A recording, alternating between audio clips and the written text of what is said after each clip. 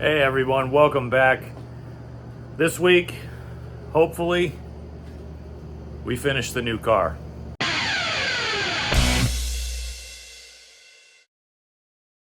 Thank you all so much for joining me and going on this adventure with me, and for subscribing and everything that you guys have been doing for me. I greatly appreciate everything that you've done.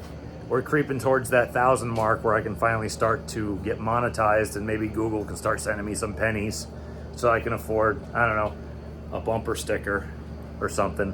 So if you're new, thank you for coming and thank you for joining me and thank you for going on these adventures with me. Like I said, mostly racing related stuff, a lot of other car stuff coming, but right now it's mostly racing, and we'll get to other stuff in the future. But for now, this is what we're doing.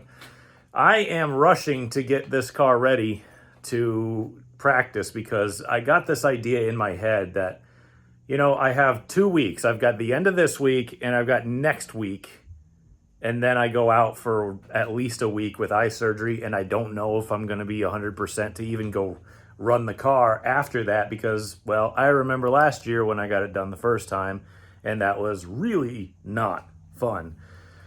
So I'm worried that there's going to be rain because we live in New England, and of course it rains at the most inopportune moments. This car only really needs a couple things left over from the last episode, which is those tiny little filler panels in the corners of the doors, which I haven't done yet. I don't know why. They should have been done a long time ago. They're very small. They should have been easy to do. And I got to put the seat belts in. Other than that, I got to put like padding, and then the interior's done. And then we essentially go straight to setup. I mean, like immediately straight to setup. Except for the ducting that I forgot to do up front in the radiator. Besides that, and those other little things that I left over from the last episode, which I talked about the entire last episode, and still haven't done them yet, we got to do all that stuff. And setup is going to include the following.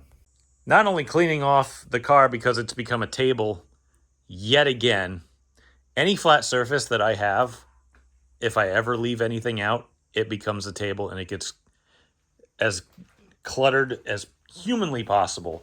Like, this was clean before last video even ended. Now it's trash. This trash. I even put up a folding table, which I thought was kind of funny, just to help with doing things, and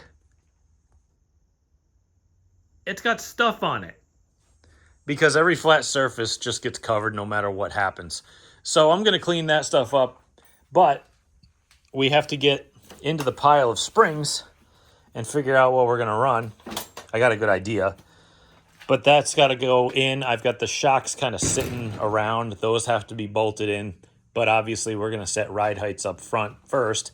We can throw them in the back. That's no problem because you can change ride height in the back without having to take the shocks out. Up front, we have adjuster cups in the front. And that's a real pain if you've got anything in there. And adjusting the front ride height is going to stink the most. So we got to put springs and shocks up front. We also, here's another thing I have to do, which kind of stinks. I think I've alluded to it on a former episode. These are, well, I couldn't find shoulder nuts.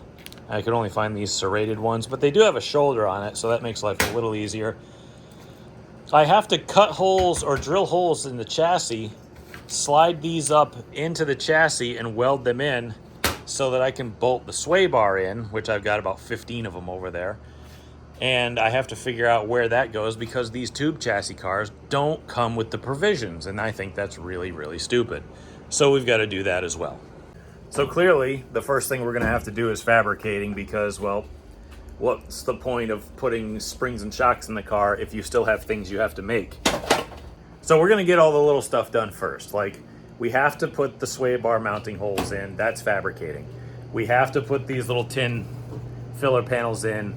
That's fabricating. So once we get that stuff done and I can essentially just slap seatbelts and weights in the car and go racing, then we're good to go. But fabricating comes first. I've missed a pop rivet in the dashboard, so we're going to have to do that too. So let's do that. So how we're going to attack the sway bar situation is I got these factory type urethane bushings just kind of hanging around, and I have two brand new solid links for a factory sway bar. Ooh, it's got urethane bushings too. Cool. Anyway, so I don't have to buy those.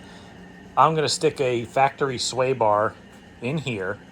I'm going to jack the lowers up until they're level on both sides so that there's no variation. I'm going to put the links in. This is going to be really difficult. I need like 4 hands and 8 people to do it, but I'll manage with jack stands probably. Actually, that's a good idea. I'll take some jack stands out of the trailer, which, yeah, you can't see because I'm stupid. We'll put them underneath the front to hold the sway bar up, and then we'll put the lowers at level, stick the solid links on both sides, solid, like a factory car. Then we'll stick these bushings on the sway bar, and then we'll run the sway bar up with, the metal clamshells or mounts or whatever you want to call them on it. We'll hold it up against the chassis and we'll mark the two right in the center of where they're supposed to go. And then we'll pull it all apart. Get the welder over here with a drill. We're going to drill 2 holes big enough for the top where the hex is on these nuts to go through, but not the shoulder part, okay? So the shoulder is going to bottom out into the chassis, and we can use that as our factory type mount, and we'll just use I think it's a 3/8. Yeah, it's a 3/8 bolt. That should be big enough.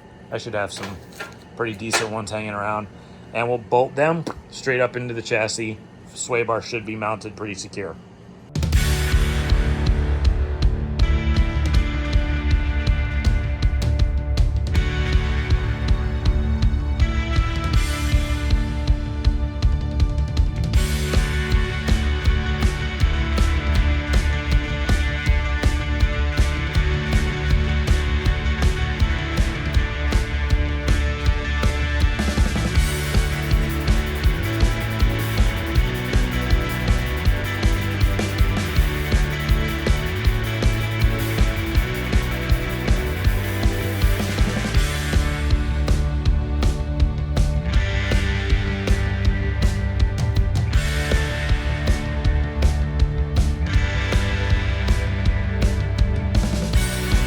Well, I got the sway bar stuck in there, and you can see I got a solid link on this side, and I got a solid link on this side, and they're tight, and it's keeping it exactly straight because they don't really move, and it's as close to a factory one as I could get. I don't remember if this one's legal or not. I got to measure it, but either way, it's as close to factory measured as possible. All my factory ones look bent. Didn't want to use them. I wanted to use something new. The issue here that we're having is I think my radiator's too low. I'm looking, and fitment is becoming an issue for everything. I got to cut this bar out that we put in again, probably. But, wow, yeah, this thing is, this thing does not fit, does it? Huh, man. Because this elbow, I really need a narrower radiator, I think. I might have to order a 28. I think this is like a 31. Might have to overnight me a 28 or something, which really sucks because I wasn't expecting that and I didn't want that. So I might have to pick the radiator up maybe an inch, maybe 2 inches. Because the hose is actually kind of in the way of the sway bar and where it mounts down here. So that's issue number 1. Issue number 2 is the radiator's so wide, like I said before, it kind of gets in the way of the frame saver down here. See how the neck is really tight to that? And if I go to look at the other side, it's touching, so we can't get anything else in there. I don't know if I have another... I might have another radiator up on the shelf that's still good. That might be a 28, but it's only a single pass, and I like having a double pass. So I might have a couple radiators for sale. Because these don't seem to fit. That sucks. So, all right, well, let's just start thinking about what we got to do here, and I'll get to work on trying to figure out not only that, but getting these sway bar mounted as well. These are the unexpected turns that happen when you're building a new car. But luckily, as a hoarder of only race car parts, I'm not a collector of anything else. Trust me, I literally have nothing to my name except what's in this garage and my iRacing rig and my studio. Barring all that stuff, I have that radiator. The one in the trailer is too big. The one in the car is too big. Those are both my double passes. But I also have this one here. Yes, that's a Little Caesar. Nope, that's not a Little Caesars box. That's a Aldi's Take and Bake pizza box covering it. Yes, I do actually take care of my radiators. If you put cardboard over both sides of it, you can stop the fins from getting damaged, except it becomes a spider house, which is exactly what that one did. I'm going to take these off the shelf and inspect them. That way, hopefully it'll save me $200 for a double pass. At Stafford, you're not really turning a heck of a lot of revs, and if you put enough ducting in, it's usually not a problem. If it runs 190 or 200, that's fine. It's not a big deal. Last time I went with a single pass radiator, it was all right. I run the double pass because it took the temperature down like 30 degrees when I was at Thompson, but that's a whole other animal. A little more revs. So I'm going to get this one going. This is an old Griffin I pulled out of a late model. I think that's about 27-ish inches. And I can at least mock everything up that I need to do on here. The radiator's going to have to go up a little bit, but at least all the ducting is kind of stuck to it, so I can just kind of straight up with it and figure out where we got to go with all the other supports and stuff. So this is going to be a process, but unfortunately, this is the kind of stuff you run into when you're building a brand new car. You got to hash everything out. And you know what? I thought I had it hashed out, but once I put the sway bar in, it wasn't. So now we have to figure that out too. We'll get there, and I got plenty of room to do it with how high the nose is. So I'm going to unearth this, drain the water, get that other rat out.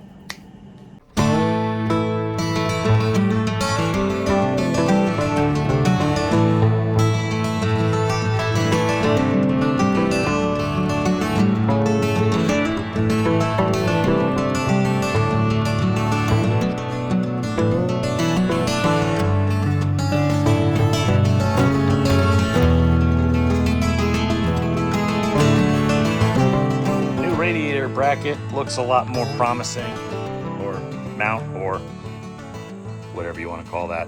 Radiator support looks more promising. I moved it back a little bit, so I'm a little bit concerned about how the upper mount is going to fit, but since I only moved it like an inch forward, if it leans back a little bit, that's okay. If you lean your radiators back, here's a little helpful hint.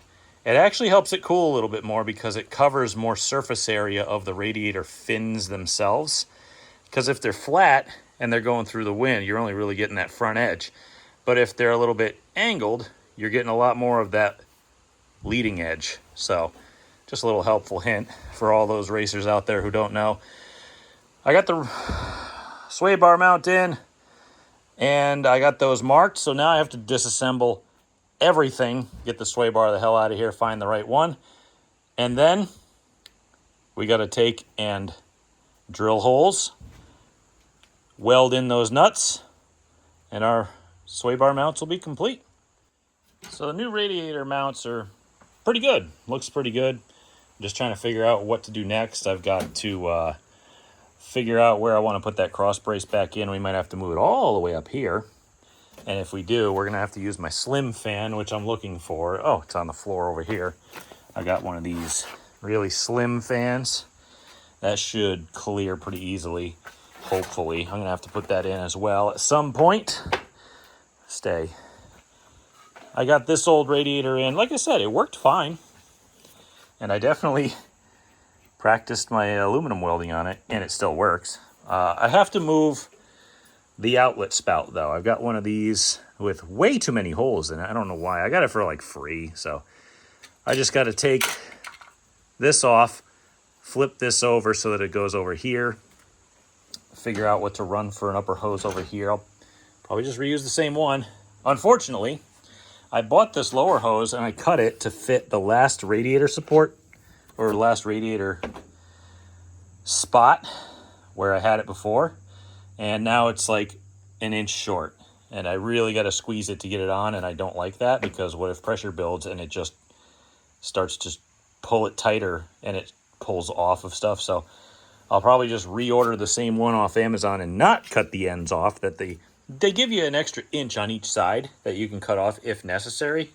Sorry, I'm checking my arm. I burned the hell out of myself again drilling things.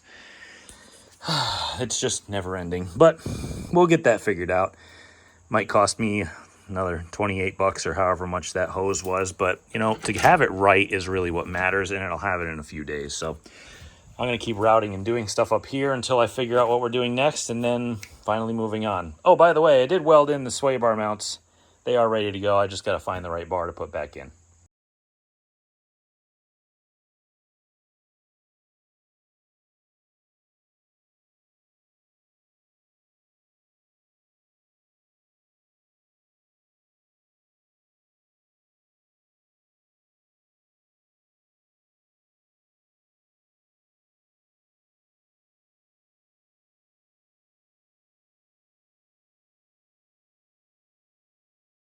All right, we're finally good to go here. Bars in.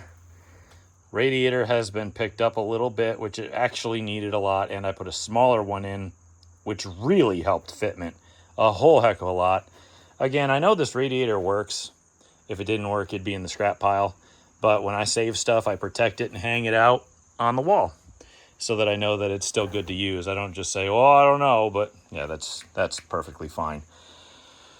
At either rate, I've got a lot of stuff knocked off the list and then a few things put back on the list. Like I knocked off the sway bar mount. Now I have to add water because we had to take the radiator out. So the list didn't get shorter. It's just different things on the list. Some of them I'm not going to do, like the lug studs in the front. I can probably get away with what I got. I probably will need longer ones in the future, but I'll get away with whatever to shake it down. Paint, I don't know if we're going to do that because, well, everything else we're going to have to tackle some other day because I got some other obligations going on and I'd really like to get that done. So I'm going to clean up in here, get the heck out of here so that I'm not late for those. It's also Labor Day, but that's probably why I'm not working. So at either rate, I'll see you tomorrow. A couple days later, I had some obligations yesterday and I didn't come in the shop, but that's okay. It's actually a much nicer day today, so that's good. Either way, I got to finish up the piddly little stuff that I've been talking about for, God, like 2 videos now. It feels like it's probably not been, but I got to finish these crush panels in this area right here. And at the front where the door bars meet the remainder of the dashboard and the door, which I've, again, been talking about forever. So we'll do that. We'll put this panel that I forgot out in the rain, but I managed to paint it anyway, down at the bottom of the door. And then once I get all that done, we'll probably move forward and start working on radiator ducting because kind of a thing that needs to happen. And then, after that, wow, there's a lot of paint that I missed over there. So I'm going to grab a can because the door's open, so it's not going to kill me, maybe. We got to put seatbelts in it. We got to make the car essentially as race ready as we possibly can because once everything is finally done, everything finalized, like the little stuff, those little crush panels, the seatbelts, everything. Once all the little stuff is finalized, then it can go on scales. Because, well, if you're missing something, that's going to be a little bit of weight. A little bit of weight here, a little bit of weight there. I know it's not going to matter that much, but it does matter. So we got to get all the little stuff done, then we move on.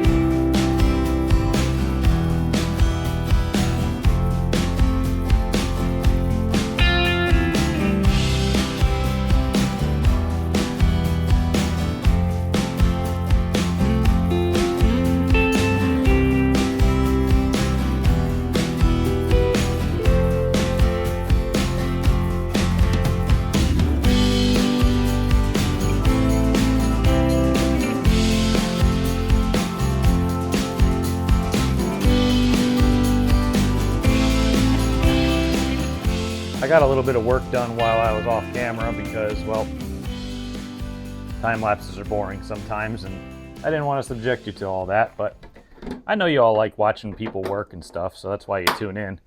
But I'm going to set this window back in with the old Zeus fasteners and tell you what we're doing next.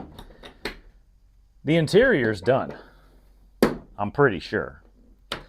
I got the seat belts in and adjusted. Window net's in. Door padding is in. Side view mirror is in right here. Rear view mirror is in. All the switches, all the gauges. Shifter. Yeah, I think the interior is completely done now. I even did the little panels for this, whatever I was telling you before. I forget what they're called. Crush panels. That's what they're called. I even duct taped all the cracks. Like, if there's a little bit of a gap, duct tape. And I used the right color, too. I used black duct tape so you could see, or not, I guess, see the duct tape. You'd have to look really hard to see it. Anyway, with this, that means the interior is done, because that's the only way I can get in to do the rear belts, and they came out perfect. I used these really heavy grade 8, like shoulder nuts, or bolts, I should say, and they are never coming out because I used all the Loctite that I had left. So that's good. I think now we're going to have to move into the suspension and getting the car ready to go on the ground because, oh, no, we're not. I want to do the duct work first because, well, I have some. Maybe it'll fit. Doubt it. Still kind of in the air. Who knows? But I got this duct tape, which is actually a good brand. It's silver. I'm waiting on the high temp stuff. But I got to get that done. And I think that might very well be the last thing until this thing goes on the ground. I got to put springs and shocks in it. And then we can start throwing about 300 pounds of lead at it. So this is the remaining bin of parts that I have left in the trailer, I think. Yeah, man, I gotta clean this thing out. My helmet's still in here. Anyway, and all my Thompson tires and stuff. But this is all the ductwork that I used to have in the car. It's just a thin, very thin plastic. And I had it pretty perfect. I mean, I measured it out right. It was literally, to seal it off, you only needed like one piece of duct tape. You didn't need to layer it up or anything. It was tight. It was really good.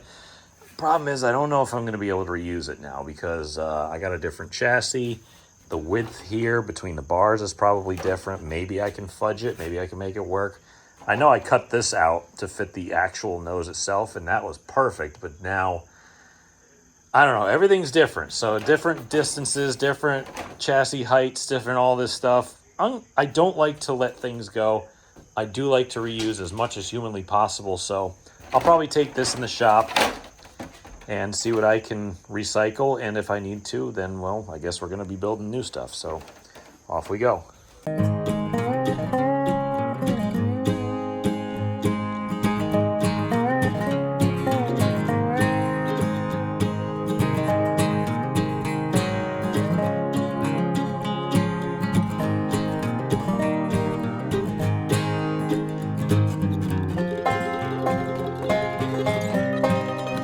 Honestly, it's better than I kind of hoped.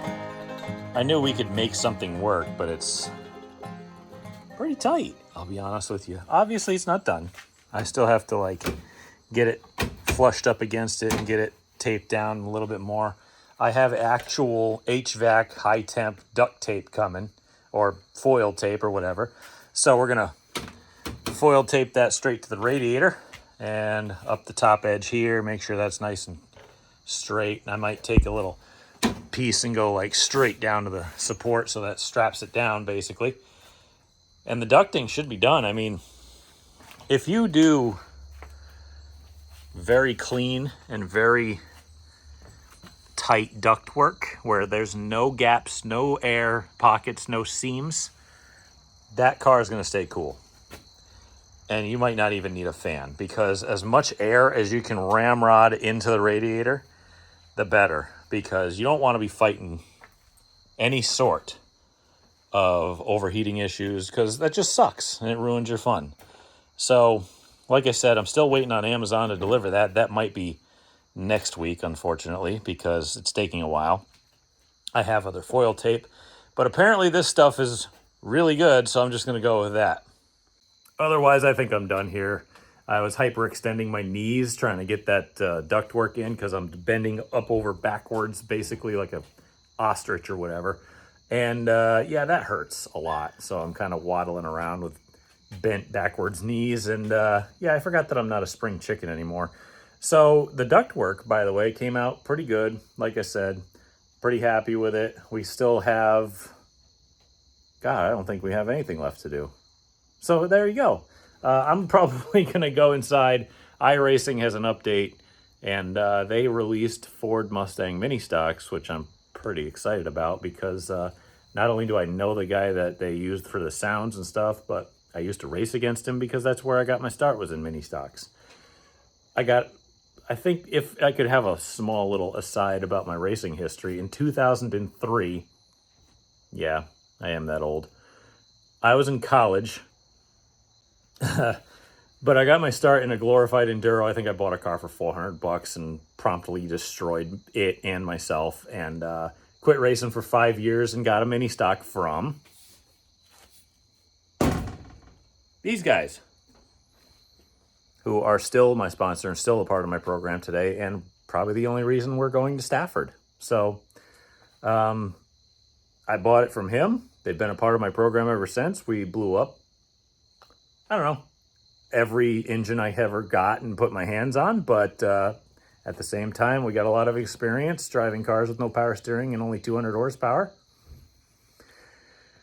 Once I sold that, the rest is history. I went bigger car racing and haven't stopped since. So I'm going to go inside and enjoy that, maybe make a little bit of dinner because I haven't eaten at all today. So I will catch you again tomorrow. All right, so I'm in the middle of, by the way, it's the next day, doing a lot of different things at once here, like trying to clean up, trying to literally pull my tripod out of inside the car, which in order to get shots, you got to do that sort of thing.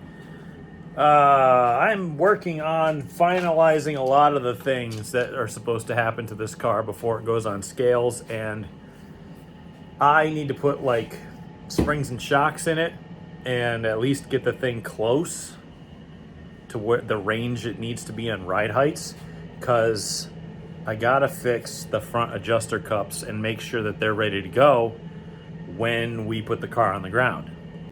We are not allowed to run jacking bolts in the front of our cars, okay?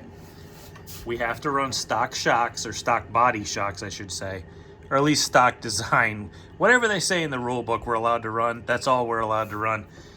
And we have to run these if we want to change any of the spring heights in the front. Kind of a pain.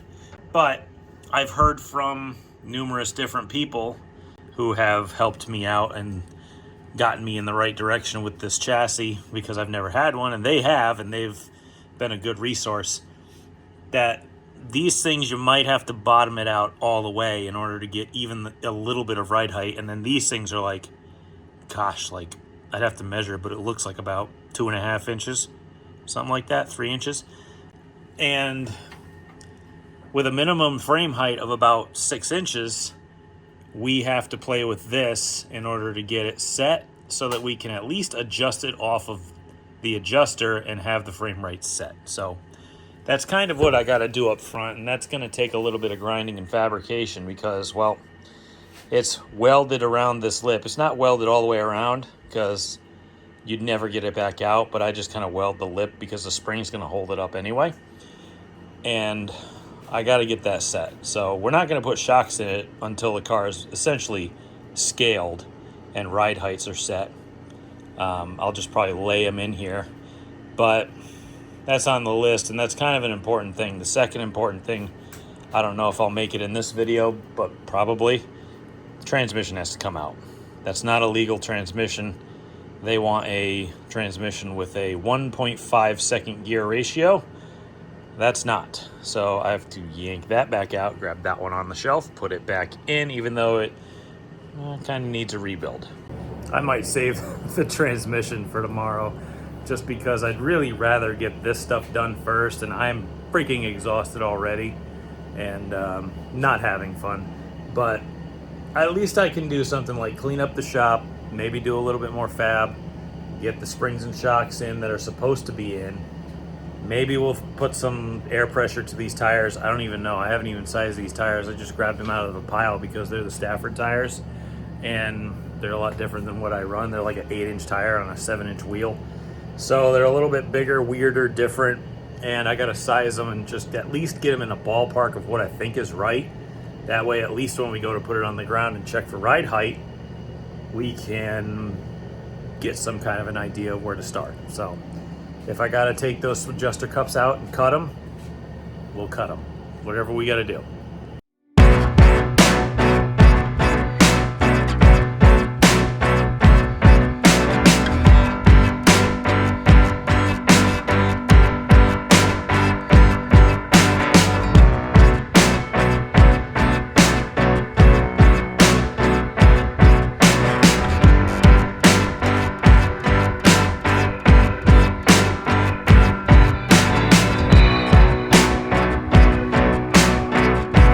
Alright, so springs and shocks are in, suspension folds are all tight. I didn't do that before. And I don't really care if you see this. This is all stock stuff. It's a stock rear with stock length arms. And shocks are essentially whatever I prefer. I've run them in the past. I liked them, so I'm using them. Your results may vary. So either way, you know what I just realized? We can run jacking bolts in the back of these cars. You have to run adjuster cups in the back. You can run jacking bolts in the back, adjuster cups up front. How do I adjust them? I gotta reach a ratchet under here and just hope for the best? No, we're gonna cut a hole so that we actually figure out where the jack screw is. So I'll be doing that as well, hopefully not breaking my wrist again and torquing everything up again. So I'll probably take a screwdriver and stick it next to it and hammer it so that it leaves a little dent in here. And then we'll grab the whole saw kit and grab the ones that haven't been destroyed along with my wrist. And we're gonna get those holes cut. Looks like I got her pretty good. I looked for the cutout that, you usually leave, and I was like, oh, where's the piece of metal? I looked down in here. Huh. Hang on a second. Let me reach in there. Yeah, it was right on top of the jack screw. So I'm pretty sure I nailed that one. Hopefully I can go nail the other side, and we can do a nice... This is really rough. I'll probably grab the old... there. Ah, there she is. The rotary polisher here. I know it's a die grinder. But I got little carbide tips for this. I'll clean this up here. We'll probably end up painting it anyway. But, yep, that's perfect. All right, let's go do the other side and clean it up. So I've been doing a lot of hemming and hawing over what to do with these spring adjusters. And you know what? I think what I'm going to do is take my life into my competitors' hands and just do what they said to do.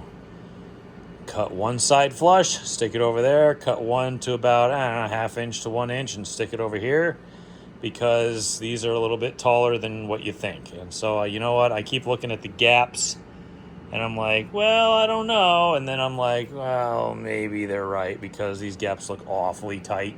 So I think that's what we're going to do. We're just going to get to doing it.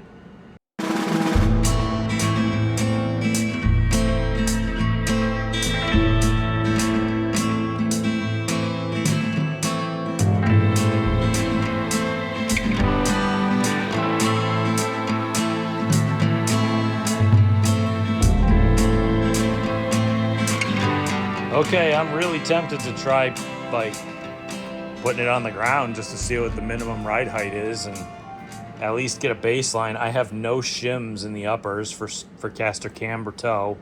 Toe doesn't really shim there, but you know what I mean. I have no shims for caster camber. I have no, the upper's not even tight. I've got the springs in. I got a bar in there, but it's not hooked up to nothing. I got the springs and shocks in the back. Got no shocks up front. It's also getting really late. And I'd really like to see what this thing looks like on the ground for the first time since I've owned it. I've never put it on the ground on springs, shocks, or anything. I've had it on ride height blocks, but that's not on its own. I think I might try it just to see what it does. Guys, it's on the ground and it's way too low. Like, the rear, no, I'm not worried about the rear at all. There's plenty of jacking bolt height. The shocks move, nothing hits, everything's fine. The front, however, that's tuck and tire when it never used to. And I was I was really worried that the nose was going to be too high. Nope. That baby is right where she needs to be. But you know what? It's got to meet frame height. And frame height is a whole other story. Let's just take a look at what the frame height says. I'll see if I can read it from here. That says 3.5 inches. Well, I'm glad that I still have like all of that left, because I was convinced that this would actually not be enough, and I was wrong. So, I'm gonna try jacking this thing up to the moon. Just measure all the frame heights. Just get a quick glance at what everything is and set the frame heights to what they should be, even though it's not what it's gonna be, because sometimes frame heights are not indicative of what you want in the car, but sometimes maybe they are.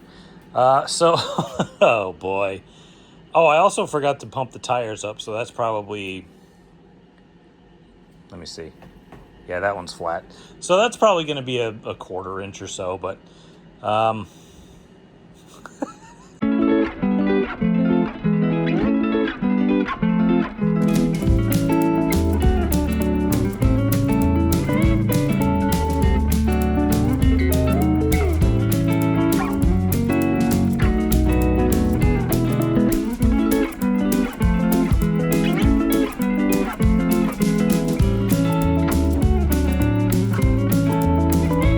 it's kind of funny for a quickie job that I just did right there, which didn't take me that long at all. This thing actually is sitting at pretty close to what we used to do, Pretty standard numbers. I won't give you the details, but it's pretty close. The left front is a little close, even though I was told to cut it flush. It's now about that far from the bottom threads, and it's now legal. And it's legal by a little bit, so I'm not too worried. I got at least a 1/2 inch there to play with, so that's not too bad. And I might even have 2 more threads left. I'm not too sure, but otherwise, I probably should have just left it alone. I should have just tried it, but hey, I was listening to people with these cars and thinking, hey, maybe we're having issues here, but I guess we didn't, so you live and learn. These are pretty cheap anyway. I don't think we need to do anything to the right front. That's got plenty of adjustment with that extra inch there. If I'd left the extra inch over here, I'd still be that far away from it and just barely legal. So if I had a 1/2 inch extra on it, that would be perfect.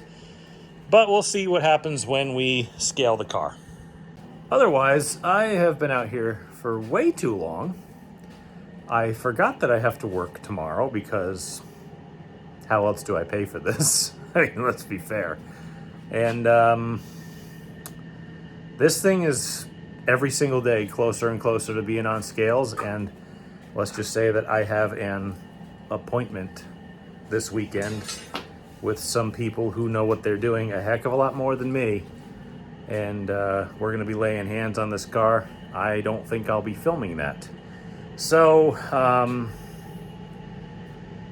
I'll see you tomorrow. I still got to get the transmission out and changed, and sure as heck ain't doing that right now. It's way too late. So, see you tomorrow. All right, guys, it's the next day, and it is transmission day, which I am not excited about because I do transmissions in a very poor way, which nobody should do, especially somebody with half a brain, which is pretty much all of you, and not me. Could I have any more stuff in this shop? Anyway, I was going to stop at Harbor Freight, get a transmission jack, do this the right way. Time became a constraint, and I went straight home to make sure that my kid had somebody home when he got off the bus, so I did not get that done. However, what I do have is this.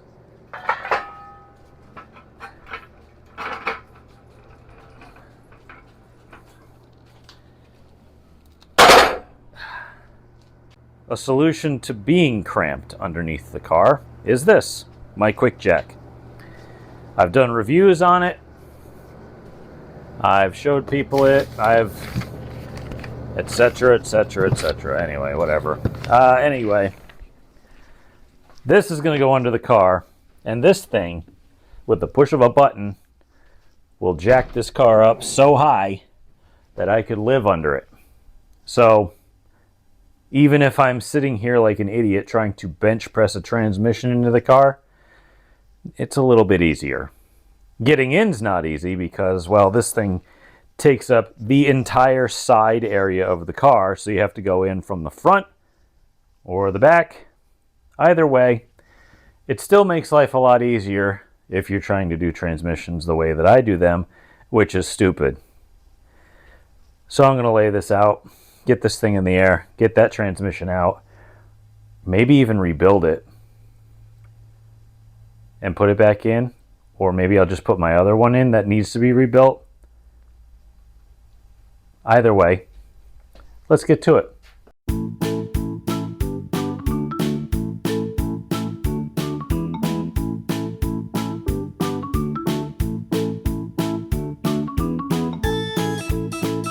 Boy, that was short-lived. The problem here is that the exhaust is too low and it's right under the frame. Well, one of them is. I'm probably going to be fixing the exhaust in the future, but to get it on the racetrack, that's why I just kind of used the old stuff and just kind of, there, done. I had planned on changing it in the future because I have plenty of pipe and connectors and everything to do that over around the corner and in that bucket, but I didn't have time. Now I can't get the jack all the way under the car because it's too low. So I'm going to just put it up on traditional jack stands, I guess. That sucks. So I just realized something. I have to check to make sure I even have fluid in this diff. And I think that I'm going to just pull out my old cell phone. What is this thing? Borescope. Yeah. Last time I went to use it, I'm like, oh, it don't work no more. Yeah, I'm stupid. But, I forgot to remember that this thing has a brightness thing. And I'm like, oh, the light's really dim. Yeah, because I forgot that there was brightness. Dumbass. So anyway, let's stuff this down that little pipe fitting that I have to fill the rear. It's going to be real easy. I'll do that. And we'll figure that out before I have to hop under and do the really dirty job of swapping transmissions again.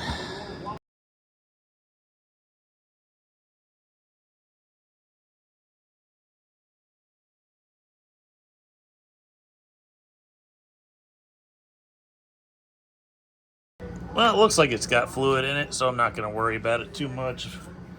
Just going to stick my little, well, what used to be a thumb clamp on here.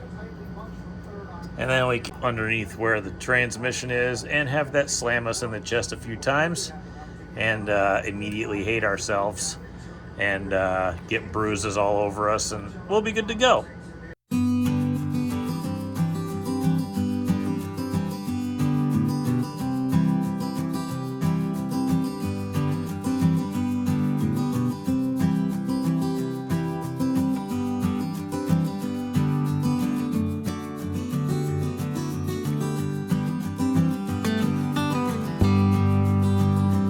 Oh, that was tough. Had a hard spot in the transmission. Didn't have one in this one, which I just rebuilt, but that legal one is my 150. That one I'm turning into one, and then another one that I have in the trailer is getting turned into one as well. And I'll probably have a video building those and having them all run through the parts washer. But for some reason, I have a tail shaft or two here from a transmission, and it would just kind of go and then stop. And I checked the yoke and everything, and it just would not go on. So I checked it with the plug yoke that I have on one of these, and it actually slid all the way on. So it's got to be an issue with that transmission. It does not bind up, though. So hopefully it either works itself out or breaks so I don't have to deal with it anymore. But like I said, I took a hammer and I whacked the other yoke onto it, just trying to work it free. And I spun the transmission. It didn't seem to do anything. So hopefully it'll not really be an issue. It's just really an issue when I try to put a drive shaft in because it won't go in all the way, which really sucks. So again, that one's got to come apart. Anyway, this off season, not a big deal.